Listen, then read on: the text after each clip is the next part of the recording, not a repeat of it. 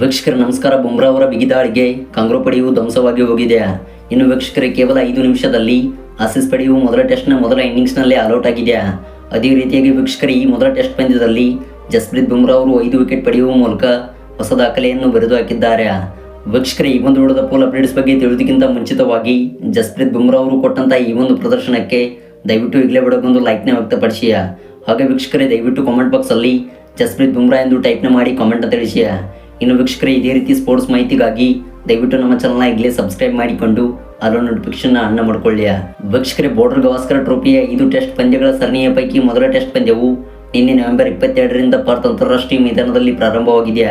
ಇನ್ನು ವೀಕ್ಷಕರ ಮೊದಲ ನಿಂದಾಟದಲ್ಲಿ ಟೀಮ್ ಇಂಡಿಯಾ ತಂಡವು ಟಾಸ್ ಗೆದ್ದು ಮೊದಲು ಬ್ಯಾಟಿಂಗ್ ಆಯ್ದುಕೊಂಡಿತ್ತು. ಅದರಂತೆ ಬ್ಯಾಟ್ ಮಾಡಿದ್ದ ಟೀಮ್ ಇಂಡಿಯಾ ತಂಡವು ಕೇವಲ ಮೊದಲ ಇನ್ನಿಂಗ್ಸ್ನಲ್ಲಿ 150 ರನ್ ಗಳಿಸಲು ಶಕ್ತವಾಯಿತು. ಹೌದು ವೀಕ್ಷಕರೇ, ಟೀಮ್ ಇಂಡಿಯಾ ತಂಡದ ಪರವಾಗಿ ರಿಷಬ್ ಪಂತ್ ಹಾಗೂ ನಿತೀಶ್ ರೆಡ್ಡಿ ಅವರು ಆಡಿದ್ದು ಬಿಟ್ಟರೆ ಇನ್ನು ಉಳಿದಂಥ ಅನುಭವಿ ಆಟಗಾರರು ಕಳಪೆ ಪ್ರದರ್ಶನ ಕೊಟ್ಟರು.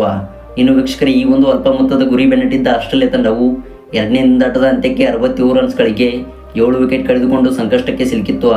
ಹೌದು ವೀಕ್ಷಕರೇ, ಜಸ್ಪ್ರೀತ್ ಬುಮ್ರಾ ಅವರ ಮಾರಕ ಬೌಲಿಂಗ್ಗೆ ಆಸೀಸ್ ಪಡೆಯು ಮೊದಲ ಇನ್ನಿಂಗ್ಸ್ನಲ್ಲೇ ತತ್ತರಿಸಿ ಹೋಯಿತು. ಇನ್ನು ವೀಕ್ಷಕರೇ ಎರಡನೇ ನಿಂದಾಟಕ್ಕೆ ಬ್ಯಾಟಿಂಗ್ ಕಾಯ್ದುಕೊಂಡಿದ್ದ ಅಲೆಕ್ಸ್ ಕ್ಯಾರಿ ಹಾಗೂ ಮಿಚೆಲ್ ಸ್ಟಾರ್ಕ್ ಅವರು ಎರಡನೇ ನಿಂದಾಟವನ್ನು ಆರಂಭಿಸಿದರು.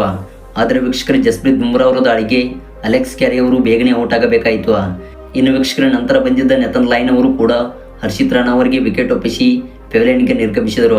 ಇನ್ನು ವೀಕ್ಷಕರು ಈ 9 ವಿಕೆಟ್ಗಳ ಪತನದ ನಂತರ ಮಿಚೆಲ್ ಸ್ಟಾರ್ಕ್ ಹಾಗೂ ಜೋಶ್ ಹೆಜಲ್ವುಡ್ ಅವರು ಉತ್ತಮವಾದ ಪ್ರದರ್ಶನ ಕೊಡುವ ಲೆಕ್ಕಾಚಾರದಲ್ಲಿದ್ದರು.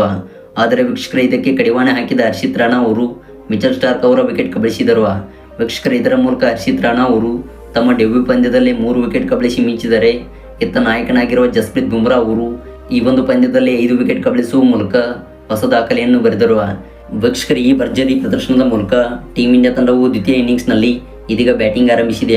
ಹೌದು ವೀಕ್ಷಕರು, ಟೀಮ್ ಇಂಡಿಯಾ ತಂಡದ ಪರವಾಗಿ ಯಶಸ್ವಿ ಜೈಸ್ವಾಲ್ ಹಾಗೂ ಕೆಎಲ್ ರಾಹುಲ್ ಅವರು ಬ್ಯಾಟಿಂಗ್ಗೆ ಇಳಿದಿದ್ದು, ಇನ್ನು ವೀಕ್ಷಕರ ಯಶಸ್ವಿ ಜೈಸ್ವಾಲ್ ಅವರು 42 ರನ್ ಸಿಡಿಸಿ ಮಿಂಚಿದರೆ, ಇತ್ತ ಇವರಿಗೆ ಸಾಥ್ ಕೊಡುತ್ತಿರುವ ಕೆಎಲ್ ರಾಹುಲ್ ಅವರು 34 ರನ್ ಸಿಡಿಸಿ ಮಿಂಚಿದ್ದಾರೆ. ಹೌದು ವೀಕ್ಷಕರು, 84 ರನ್ ಜೊತೆಯಾಟದೊಂದಿಗೆ ಇದೀಗ ಟೀಮ್ ಇಂಡಿಯಾ ತಂಡವು ಓಪನಿಂಗ್ ಕ್ರಮಾಂಕದಲ್ಲಿ ಭರ್ಜರಿಯಾಗಿ ಬ್ಯಾಟ್ ಬೀಸುತ್ತಿದೆ.